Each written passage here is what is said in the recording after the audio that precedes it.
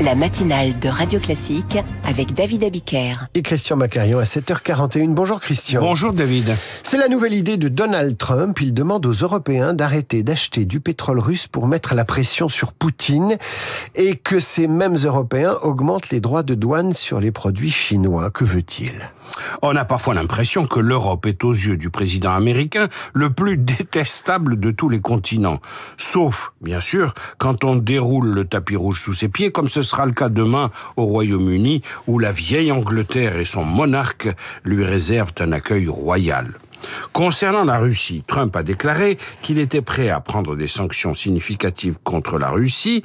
Je cite, « à partir du moment où tous les pays de l'OTAN l'auront également décidé et quand tous les pays de l'OTAN auront arrêté d'acheter du pétrole à la Russie. » Traduction, sachant que plusieurs États de l'Union européenne, dont la Hongrie de Viktor Orban et la Slovaquie de Robert Fico, sont totalement opposés au fait de sanctionner la Russie, on n'est pas prêt de voir les États-Unis punir la Russie. On est en pleine mauvaise foi là quand même. Oui, on ne trouve pas de meilleurs amis, figurez-vous, de M. Trump que messieurs Orban et Fico.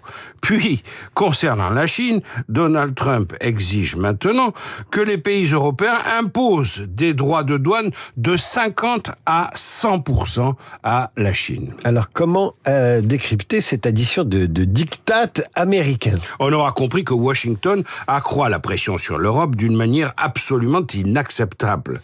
Songez à l'industrie allemande qui exporte massivement vers la Chine ou à l'aéronautique française. Il n'est pas question de se priver du marché chinois juste pour les beaux yeux de Trump. De surcroît, c'est particulièrement malvenu au moment où la Russie semble avoir franchi un cran dans la provocation à l'égard des Européens, ce que semblent confirmer les violations récentes de l'espace aérien de la Pologne et de la Roumanie.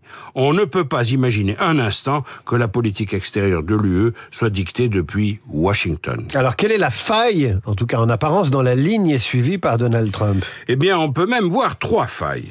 D'une part, en réclamant sans cesse de nouvelles conditions, Trump se fait passer pour plus exigeant, plus dur que l'Europe qu'il accuse de laxisme.